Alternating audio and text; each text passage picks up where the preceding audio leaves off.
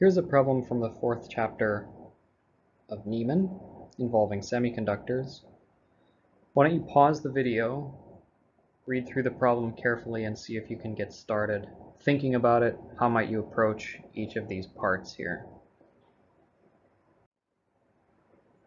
I'll give you a few seconds to do that, and then when I come back, I'll start working out the problem for you. So let's get started thinking about these four parts of the problem. Before we do that, let's make sure we have highlighted what we know. We have silicon at room temperature. We're given an acceptor concentration, so acceptor doping concentration, and we're given P0, which is the concentration of holes in the material.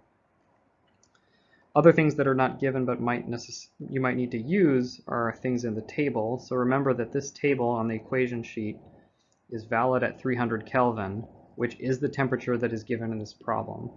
You have to be careful. Sometimes if you're given a different temperature in the problem, you can't necessarily use the values in this table. You have to think a little bit harder about how to get what you need.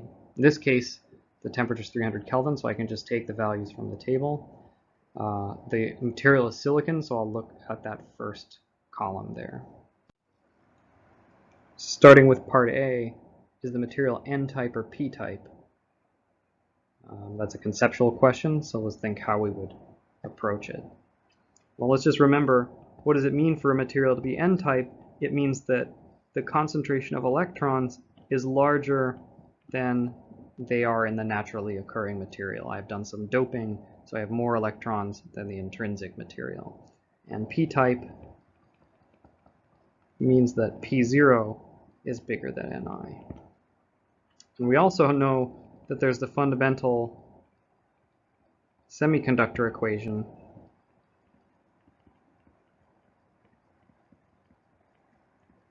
which says that N0, P0 is equal to Ni squared, which is always true.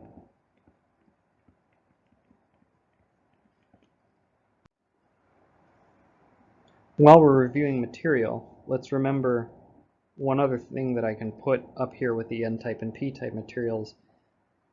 Remember, if the material is N-type,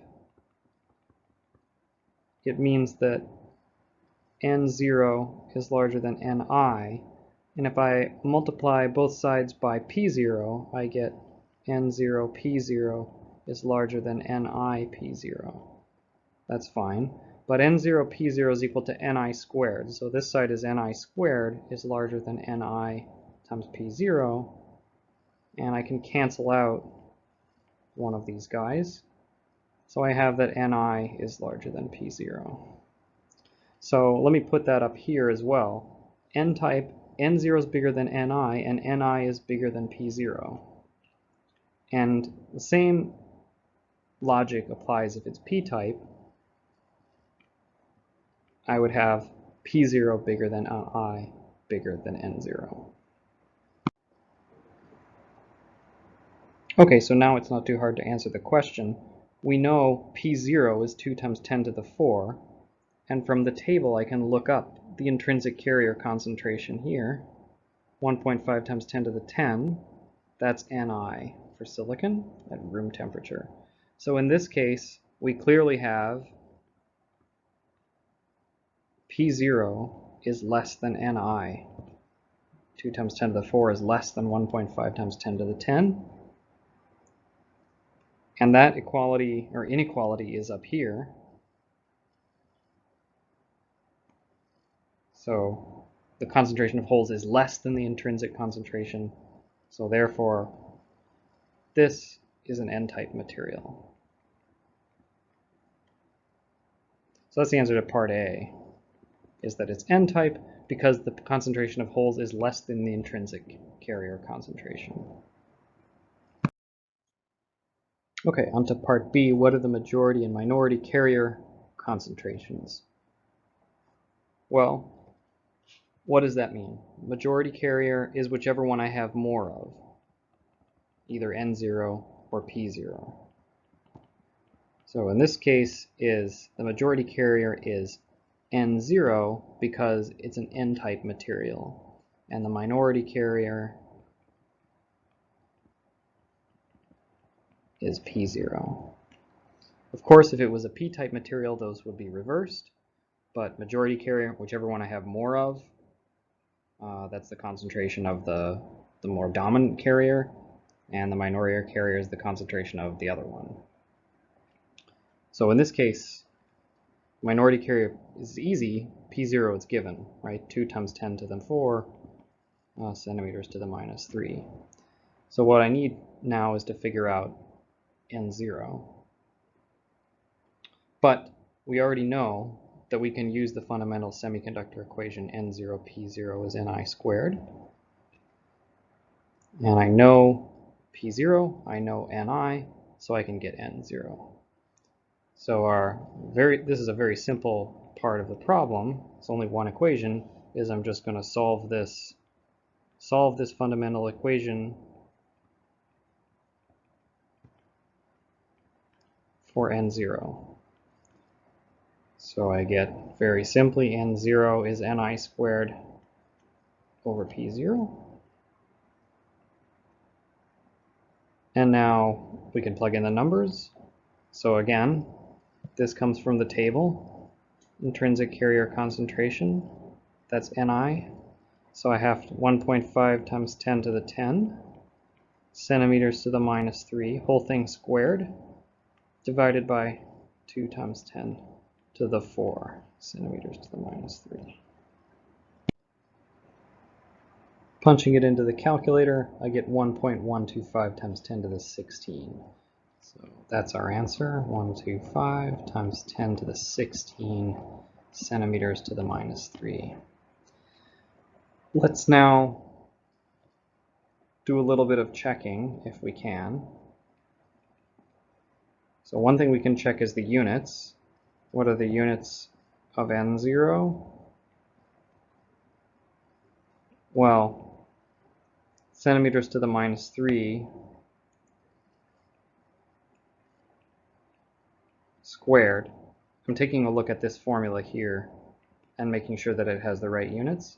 Centimeters to the minus 3 squared over centimeters to the minus 3.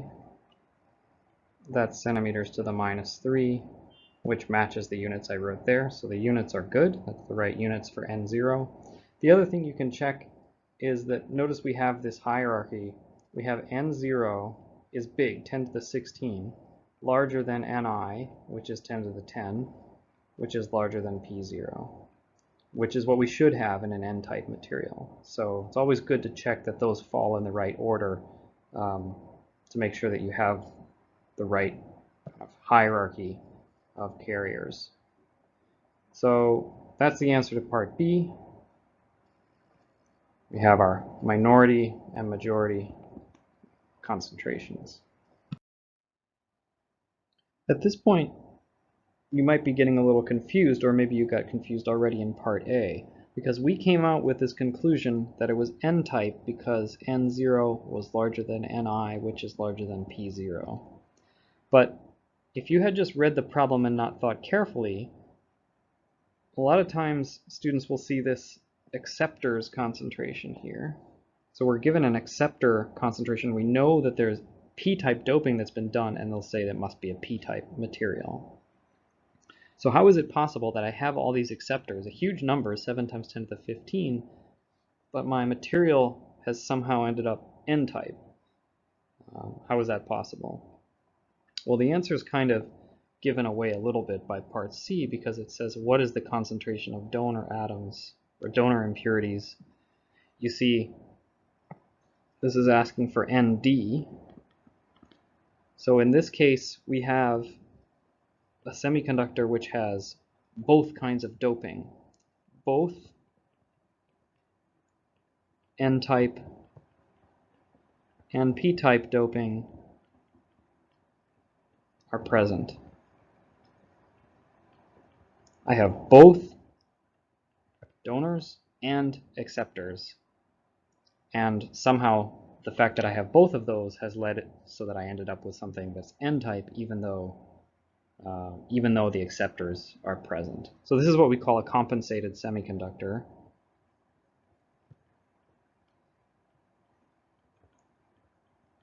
which is something which has just a word for something which has both n-type and p-type. So now you have to remember what's the important ingredient when it comes to compensated semiconductors. The important thing to remember for a compensated semiconductor, there's only one equation, and it's what's called the charge neutrality equation. Charge neutrality. And it looks like this. Nd minus Na on the left side, that's the total number of donated electrons minus the total number of accepted electrons, will be equal to N0 minus P0. This is the total number of electrons. This is the total number of holes, right? So what this equation is telling you is that the whole thing is neutral. Started out neutral, ended up neutral. I donated some extra electrons and I accepted some holes, but the whole thing has to end up being overall neutral. Now typically, and this problem is not any exception, N0 is much larger than P0, or P0 is much larger than N0 if it's a p-type material. So usually we can ignore the term on the right side. So what I will do in this case, because it's an n-type material, is I will ignore this. And you can see why up here. P0 is 2 times 10 to the 4, N0 is 1.13 times 10 to the 16. That's a factor of 10 to the 12, so that's a trillion times bigger. N0 is a trillion times bigger than P0. No reason not to just ignore it. So, what am I trying to find? Nd. I know Na. I know N0. And so I can now solve for for Nd. So there's my plan. Okay, so now let's just go ahead and execute the solution. We have one step of algebra. Nd is equal to N0 plus Na. And plug in the numbers. I find 1.83 times 10 to the 16 donor atoms per cubic centimeter. Okay, some quick checks. The units of the two terms are the same, and they have the right units of a concentration, so the units make sense. You can notice one other thing, see if it makes sense. Nd is bigger than Na. The donor atom concentration is bigger than the acceptor atom concentration. And that's good because whichever one's bigger is going to determine the type of the semiconductor. If I had equal numbers of donors and acceptors, I would end up at an intrinsic material, according to this equation here. Right? If Nd and Na are the same, then N0 and P0 are the same, and that means I'm back at an intrinsic material. If Nd is bigger than Na, I have an N-type material. If Na is bigger than Nd, I have a P-type material. So I have more donors than acceptors, which resolves the puzzle how, even though I've got those acceptors, I still end up back at an N-type material. So this all makes sense, and so this will be the answer to part C. Finally, let's work out part D. So part D is asking about the Fermi energy. How far below the conduction band is the Fermi energy? Okay, so I removed the table to give myself a bit more space. Probably the first thing to do, as always, is to draw an energy band diagram. So we've got our conduction band, our valence band. Let me call this the middle of the gap there. And then somewhere in here is going to be EF. Okay. We know that the whole thing here is what we call the gap energy, Eg. And what we're looking for is this energy here. That's our target. What is that difference? So in a sense, all we're being asked is where is the Fermi energy in this semiconductor? And we have all this information that we've worked out from the previous part. So I have to relate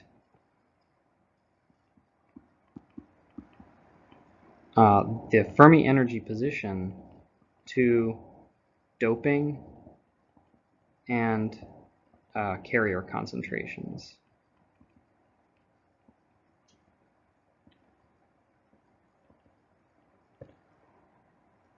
So this is I need to look at those statistical mechanics formulas.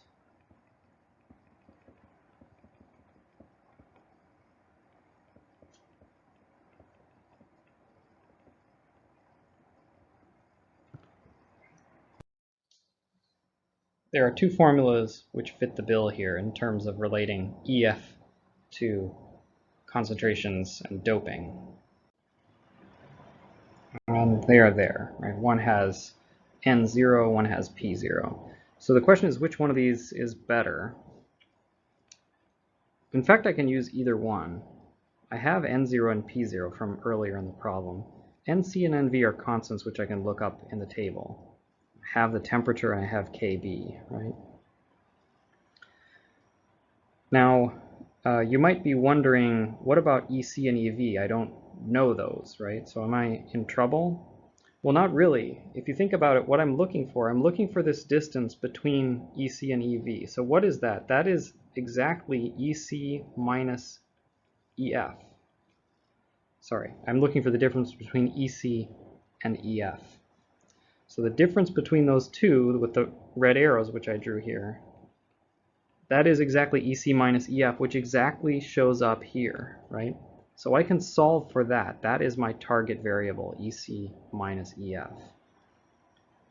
You don't need to know EC, and you don't need to know EV. You can still solve this problem.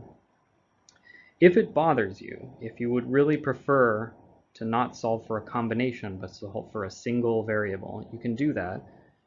And if you want to, you can always set your reference point to be wherever you want. So usually, typically, people will call EV equal to 0 and then measure everything from there. But I will just solve directly for EC minus EF. But if you want to set EV equal to 0, you can go ahead and go through the problem and see that you get the same answer that I get doing it this way. So my plan is to solve 1 for EC minus EF. And that is the target variable.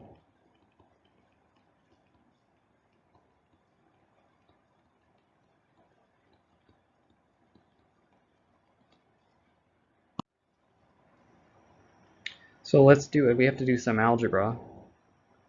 So let's do the first step of algebra is going to be divided by NC. I'll have N0 over NC is equal to exponential minus EC minus EF divided by KBT. Okay, next thing I'm going to do is I need to take the natural log of both sides. So let me do that kind of quickly. And finally, I just have to multiply by KT and watch out for that minus sign out in front of there. And I can simplify that into this formula. I could do a little bit more simplification by bringing the minus sign and flipping over what's inside the log, but I'll just leave it like this for now. So there's our formula. Now we just have to plug numbers into it. So let's plug in the numbers. We know we're at room temperature and we have everything else. We have to look up NC from the table, but everything else is given. So let me do that. So I get 0.203 EV. So that means that this distance between here and here is 0.203 EV. And then remember that E gap is 1.12 EV. So we're doing checking now, right? This is our answer, but we're checking to see if it makes sense. The gap is 1.12, so 1.12 minus 0.203 is about,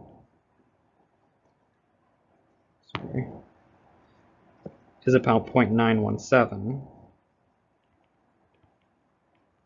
EV. So that's the kind of picture that we have for this problem. Now, does it make sense? One thing that it's useful to remember is that where would the Fermi energy be if there was no doping? That's what we call EFI.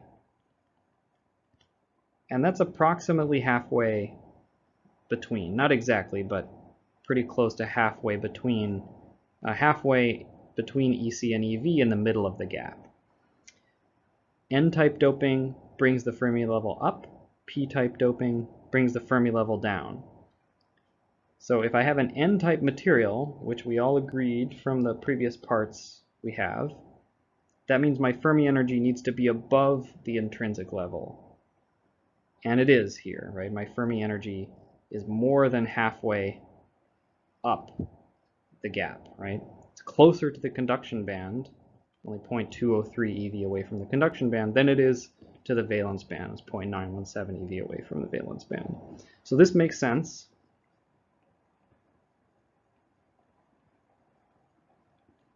EF is closer to EC than EV by a lot, which makes sense because this is a strongly N-type material. So we did some checking there. We also should, of course, check the units. The units inside the log should cancel out, so those cancel out. The natural log, whatever's inside a natural log should have no units, so there aren't any here. And then I have the EV sitting out front, which is why my answer is in EV. So there's the answer to part D, and we went through those 6 problem-solving steps in order to get through that part. So go back and review this problem if you need any help with statistical mechanics, position of the Fermi level, doping, especially compensated semiconductors where there's both N-type and P-type doping.